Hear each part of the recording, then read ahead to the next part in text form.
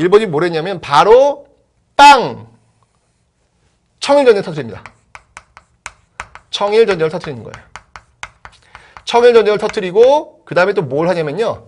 이 교정청 있죠. 이 교정청을 없애고 뭘 만드냐면 군국기무처를 설치합니다. 군국기무처를 설치합니다. 군국기무처를 설치합니다. 자, 여기서 지금 이렇게 이 군국기무처, 그러니까 교정청을 없애고요. 교정청을 없애고 군국기무처를 설치하는데 이 군국기무처가 중심이 되어서 전개된 개혁, 그 개혁이 뭐다? 그 개혁이 바로 갑오 1차 개혁이 될 겁니다. 자, 그게 바로 갑오 1차 개혁. 자, 쭉 한번 볼게요. 갑오 1차 개혁.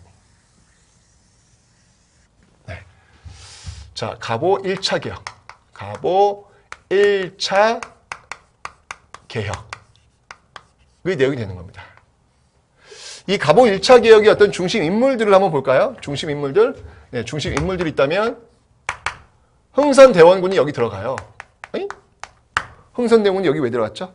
흥선대원군 아무래도 이게 지금 일본이 지금 군국기무처를 앞세워가지고 지금 개혁을 단행하는 데 있어가지고 일본이 이 앞장서면 뭔가 좀 이렇게 부담스러울 거 아니에요. 갑신정민 때도 일본 그 연결되어 있대가지고 기층민주주의 얼마나 반발했습니까, 그죠? 그래서 아마 그 당시 그 기층민들의 지지를 많이 받고 있어서 흥선대원군을 지금 앞에다가 지금 두고 있는 그런 모습이 보이겠죠. 그 다음에 이제 김홍집을 중심으로 해서 이 1차 갑오 개혁을 단행하고 있더라라는 얘기죠. 자, 어떤 개혁 내용들이 있는지 그 내용들을 한번 살펴보도록 하겠습니다. 자, 군국기무처를 중심으로 해서 전개되고 있는 그 개혁 내용들. 자, 이 내용들은 여러분들, 자, 오해하지 마세요. 이건 지금 동학농민운동 따로, 그 다음에 1차 개혁 따로 있는 게 아니에요, 지금요. 지금 군국기무처가 설치되었고, 개혁이 단행되는 과정 속에서 이제 남북조 연합도 나오고, 우금체도 나오는 거예요. 즉, 같은 해예요, 지금 다. 갑오년. 다 1894년도에 지금 벌어지고 있는, 같은 해에 벌어지고 있는 이 사건들이라는 얘기죠. 지금 동학농민운동, 청일전쟁, 갑오 1차 개혁은 지금 같이 벌어지고 있는 거예요. 같이. 아시죠? 자, 이런 과정 속에서 갑오 1차 개혁이 단계되는데 어떤 내용인지 볼게요. 먼저 정치. 자, 정치면에서는요,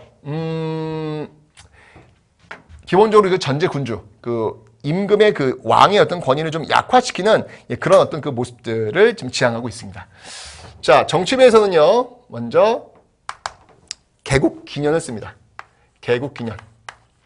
개국기년은 뭐냐면 여러분들, 이제까지는 여러분 청나라 연호를 썼거든요. 예. 올해가 몇 년이야? 청연호 몇 년 이렇게. 근데 이제 그거 쓰지 않는다는 얘기죠. 청과의 관계를 끊겠다는 이야기죠. 청과의 어떤 그런 4대 관계를 끊겠다는 이야기죠. 이제는 개국, 1392년 개국하잖아요. 그 개국한 이후로 뭐 개국 500 몇 년, 뭐 이런 식으로. 이런 식으로 이제 쓰겠다는 얘기죠. 독자적인, 자주적인 어떤 그런 모습들을 보이고 있다는 얘기죠. 자, 그리고 또 뭐가 있냐면 여러분들, 예. 의정부 6조 체제였죠? 의정부 8아문, 6조를 8아문으로 바꿉니다. 네, 의정부 8아문 체제로 지금 전환하고 있더라. 개국기념과 의정부 8아문. 이게 이제 정치면에서의 개혁이다. 라고 보시면 되겠습니다. 그 다음에 여러분들 경제입니다. 자, 경제면에서는요. 일단 재정의 일원화가 있어야 되겠죠. 재정의 일원화 이거 어디서 보지 않았어요, 여러분들? 재정의 일원화? 그렇죠. 우린 봤어요. 어디서 봤냐면 갑신정변도 봤습니다. 갑신정변 그 14기조 개헌의 재정의 일원화 있었죠. 어디로의 재정의 일원화? 호조로의 재정의 일원화. 근데 여기는 어디냐면요. 탁지암은. 탁지암은 중심으로의 재정의 일원화를 지금 주장하고 있더라라는 겁니다. 재정의 일원화. 나왔죠? 네. 그 다음에 여러분 또 뭐가 있냐면 여러분들, 예. 도량형의 통일. 도량형의 통일이 있고요. 조세의 급납화가 있고요. 조세의 급납화가 있고요. 도량형 통일이라고 하는 건 뭐냐면 자의 길이라든지 뭐 또는 무게의 길이 이런 것들을 지금 통일시키자. 이제 그런 내용들이 지금 나와 있는 것이죠. 그죠? 그 다음에 이제 은본위제의 시행. 은본위제의 시행. 금이 아니에요, 여러분들. 은입니다. 요거 꼭 기억해 놓으세요. 시험에 잘 나와요. 나중에 이 근본위제 시행되는 건 언제냐면 메가타의 화폐정리 사업 때 근본위제가 시행돼요. 갑오 1차 개혁이 쓴 은본위제입니다. 꼭 기억해 놓으세요. 시험에 잘 나와요. 네. 경제면에서 이제 이런 개혁이 단행되었고요. 그 다음에 사회면에서 개혁을 볼게요. 사회민에서는 이때는 이 교육 입국 조서라는 걸 반포를 해요. 교육 입국 조서를 반포합니다. 죄송해요. 이건 가보 2차 개혁이에요. 네. 사회민에서는 여러분들 제일 중요한 거 바로 신분제의 폐지죠. 신분제의 폐지. 자, 이건 굉장히 중요한 역사적 의의를 갖고 있습니다. 신분제의 드디어 폐지. 신분제의 법적 폐지. 여러분들 원래 신분제라고 하는 것은 기억나시죠? 조선 공부할 때 왜 법전하면서 경국대전에 의해서 어떤 신분제가 만들어졌다? 법적으로. 양천제라 그랬죠? 양인과 천민. 그런데 여기 이제, 현실적으로는 반상제였다. 양반 중인 상민 천민이었다. 이렇게 설명드렸잖아요. 그죠? 어쨌건 그 양천제의 어떤 그 신분제도, 한 500년 동안 전제했던 신분제도가 드디어 가보 1차 개혁 때 법적으로 폐지가 되고 있더라라는 이야기입니다.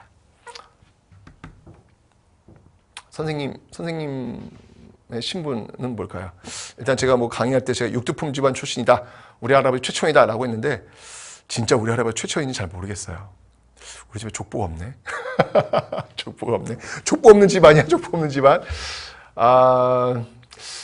아마도 조선 후기 때 우리 할아버지도 족보를 매입하신 건 아닐까라는 그런 생각은 하는데 모르죠 뭐. 네, 모르죠 뭐. 만약에 그렇다면 저희 집안은 진짜 경주 출신 집안이 아니라면 평민 집안일 거나 또는 뭐 천민 집안, 노비 집안이나 그랬겠죠. 그죠? 만약에 가보 기억이 없었더라면 아마 여러분들이 뭐 양반집 자손이라면 제가 여러분들을 등에 업고 서당으로 날라다니고 그러지 않았을까라는 생각이 들어요. 그죠? 굉장히 중요한 겁니다, 여러분들. 여러분들도 뭐 만만치 않아요. 제가 얘기했잖아요. 조선 후기 때 7%밖에 안 되는 양반들이 조선 후기 때 80% 된다고 그랬잖아요. 그러면 확률적으로 보면 여러분들도 만만치 않아요. 우리 다 같이 그냥 같은 그런 패밀리일 수 있습니다. 네.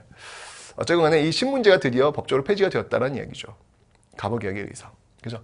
그럼 여러분들이 선생님 가만히 있어봐요. 지금 가만히 보면 괜찮은 것들인데 이거 지금 일본에 의해서 다행이었으면 일본이 우리한테 좋은 일을 해줬네요? 이렇게 볼 수 있겠죠? 근데 이 개혁은요, 여러분들 사실은 일본이 거의 관여를 못해요. 왜냐면 일본은 지금 청일전쟁을 하느라 정신이 없습니다, 지금요. 그래서 이 군국기무처가 나름대로 물론 이 배후에는 일본이 있죠. 일본이 개혁을 지금 강요하고 있지만 이 개혁을 지금 끌고 나가고 있는 주체 세력들은 바로 이 김홍집을 중심으로 한 우리의 어떤 그런 모습들. 그래서 어떤 측면에서는 좀 자주적인 어떤 그런 모습들이 또 있더라라고 하는 거 기억해 놓으시고요.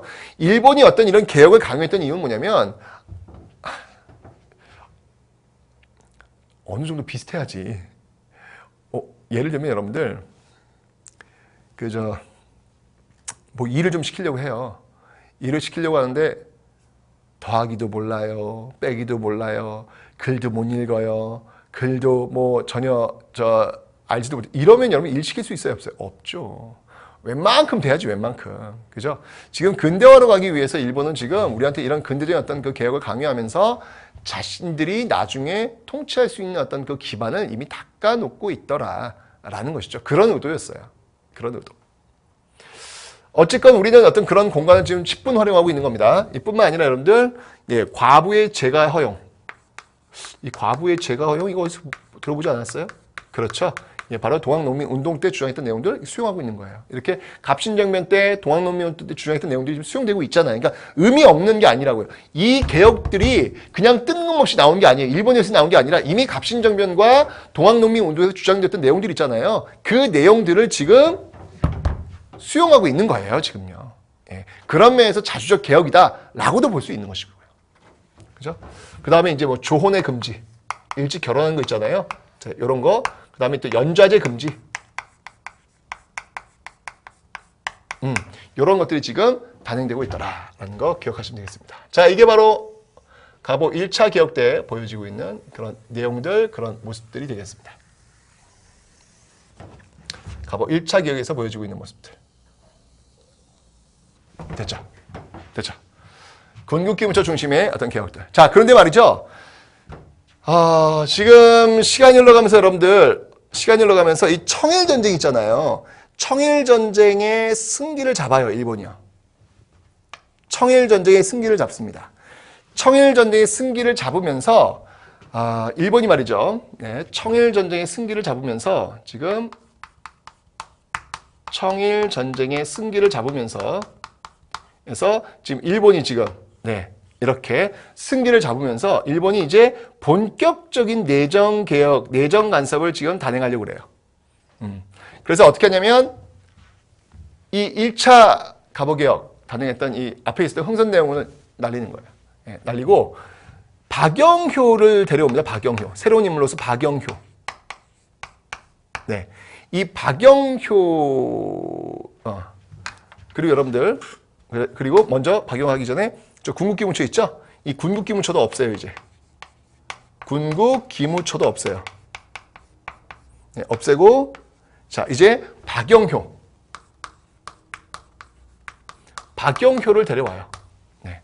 박영효를 데리고 오고, 이 박영효와 김홍집. 연립내각이 구성이 되는 것이죠. 그리고 홍범 14조를 발표토록 합니다. 홍범 14조. 홍범 14조를 발표토록 합니다. 홍범 14조를 발표토록 합니다. 홍범 14조를 발표토록 합니다. 네. 자, 이러한 과정을 거치면서 이제 갑오 2차 개혁, 갑오 2차 개혁의 내용을 여러분들이 이제 아실 수 있는 거죠. 자, 이제 갑오 2차 개혁이 또 단행됩니다. 갑오 2차 개혁. 이 갑오 2차 개혁은 94년과 95년을 넘어가는 그 과도기까지 연결되고 있거든요. 예, 그런 내용 속에 보세요. 홍범 14조를 전후해서 이 갑오 2차 개혁이 단행이 돼요. 어쨌든 이 갑오 2차 개혁의 어떤 키워드를 잡아봐라라고 하면 홍범 14조예요. 갑오 1차 개혁의 키워드를 한번 잡아봐라라고 하면 군국기무처고요. 군국기무처고요. 예, 갑오 2차 개혁의 키워드를 잡아봐라라고 하면 홍범 14조예요. 홍범 14조. 네. 고종이 직접 선언을 하는 거예요. 개혁하겠습니다. 왕이 직접 바꾸겠습니다. 근대적인 나라로 가겠습니다. 라는 것들을 지금 고하는 것이죠. 이게 바로 홍범 14조다. 라는 겁니다. 자, 그럼 이제 갑오 2차 개혁의 내용들은 어떤 것들이 있을지, 이 갑오 2차 개혁의 어떤 세력들은 굉장히 친일적인, 더욱더 강하게 친일적인 어떤 그런 모습들을 보이겠죠. 자, 어떤 내용인지 볼게요. 먼저 정치. 자, 갑오 2차 개혁 정치면에서는요, 갑오 1차 개혁에서는 주로 이제 중앙행정의 어떤 그 개혁 변화를 좀 집중적으로 봤다면, 갑오 2차 개혁에서는 지방행정의 어떤 그 개혁을 좀 많이 하고 있습니다. 자, 먼저 의정부 8업무였죠. 이거를 내각 7부로 바꿉니다. 내각 7부. 내각 7부로 바꿨습니다. 의정부 8암문을 지금 내각 7부로 지금 바꾸고 있다라고 설명드렸죠. 그 다음에 제가 이제 방금 지금 설명드렸던 지방행정 조직 있잖아요. 그 지방행정 조직에 대한 아주 많은 변화를 가져오게 되죠. 자, 여러분들 조선시대는 팔도 체제였잖아요. 팔도 체제. 그 팔도 체제를 지금 뭘로 바꾸냐면 23부 체제로. 23부. 팔도를 23부로 바꾸고 있습니다. 네. 23부 체제로 지금 바꿔놓고요. 그 다음에 여러분 지방관들의 그 권한이 있잖아요. 군사권, 행정권, 사법권. 그 사법권을 거둬들여요. 기억나시죠, 여러분들? 네. 왜 제가 조선시대 때 그 법률기관 설명하면서 관찰사, 수령, 사법권이 있다라고 설명드렸는데 그 사법권이 갑오개혁까지 유지가 된다. 갑오 2차 개혁 때 재판소 설치가 되면서 이제 없어지게 된다라고 설명드렸잖아요. 이제 여기 나오는 거예요. 바로 재판소 설치. 결국 이건 뭐냐면 지방관의 권한, 지방관의 사법 권한이 없어지는 것이죠. 그러니까 지방관의 권한이 좀 많이 줄어들겠죠. 자, 제2 갑오 2차 개혁에서 여러분들 이 재판소 설치는 굉장히 중요한 키워드예요. 네, 이건 굉장히 중요한 키워드니까 여러분 꼭 기억을 좀 해놓으셔야 됩니다, 여러분들. 정치면에서는 이러한 어떤 개혁을 지금 단행하고 있고요. 그 다음에 사회면에서. 자, 사회면에서는요, 어떤 개혁을 단행하고 있냐면, 바로 교육 입국 조서를 또 반포합니다. 아까 제가 이제 1차에서 잘못 썼었죠? 바로 교육 입국 조서를 반포하고 있더라. 교육 입국 조서를 반포하고 있더라. 라고 하는 겁니다. 자, 이 교육 입국 조서는 여러분들 근대적 학제예요. 근대적 학제. 로서 이후 이후 소학교, 그 다음이 또 사범학교, 그 다음이 외국어학교를 세울 수 있는 그런 근간을 지금 제공하고 있더라라고 하는 것이죠. 이게 바로 이제 갑오 2차 개혁의 내용이 되겠습니다. 자, 이렇게 갑오 2차 개혁이 단행되고 있는 과정에서 말이죠. 이 과정에서 드디어 어떤 일이 벌어질까요? 네, 드디어 일본이 이겨요. 일본이 이깁니다, 드디어. 네. 일본이 이기게 되면서 이렇게 갑시다. 지금 이렇게 갑시다. 네. 자, 일본이 이기게 되면서 이 청일 전쟁에서 완전히 일본이 승리하는 거예요. 청일 전쟁에서. 그러면서 여러분들 어떤 조약을 체결하냐면요. 청일 전쟁에서 일본이 완전히 승리합니다. 네, 완전히 승리하면서 어떤 조약을 체결하냐면요. 전쟁 이겼으니까 그에 따라서 조약을 체결해야 될 거 아니에요. 그 조약이 뭐였냐면 바로 시모노세키 조약이라는 겁니다. 시모노세키 조약. 시모노세키 조약. 그걸 체결해요. 이 시모노세키 조약의 핵심적인 내용이 뭐냐면 이 시모노세키 조약에서 일본은요. 뭘 가져가냐면 바로 요동 지역을 할양받습니다. 네, 요동을 할양받습니다. 요동을. 랴오뚱만도. 랴오뚱만도를 할양받고 있더라라는 이야기죠.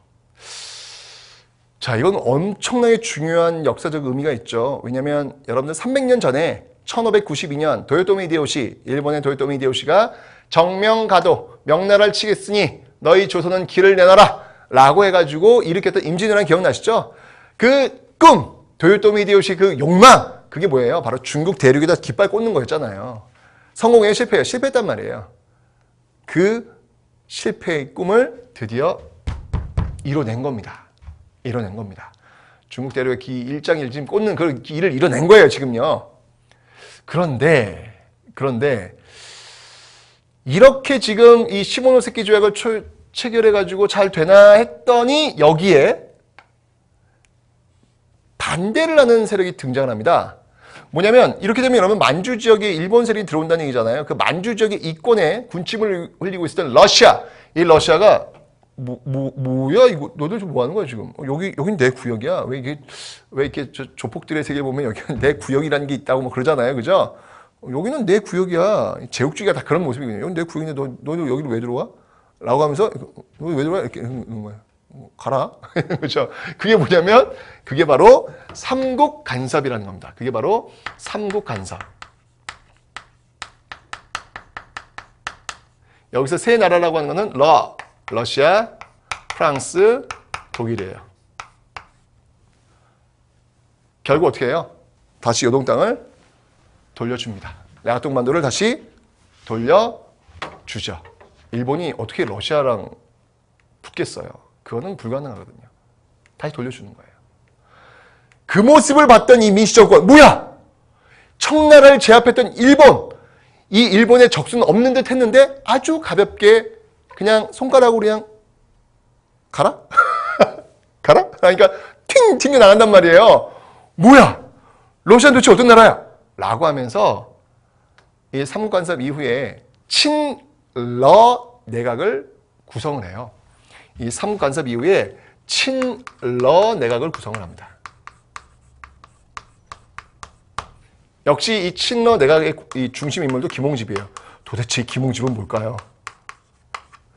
친일이었다가 친미였다가 친러였다가 뭐 친러 친미였다가 다시 또 친일로 가는 정말 이 엄청난 변화무쌍한 그런 모습을 보이죠?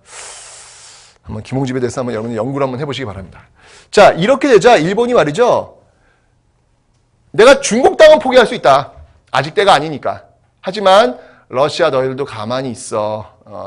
10년 뒤만 좀 10년만 기다려. 우리가 또 힘 비축해서 언젠가 너희들 깰 거야. 뭐 이런 생각 갖고 있겠는데 어쨌건 중국 땅을 일단 포기할 수 있다. 그러나 조선만큼은 못한다.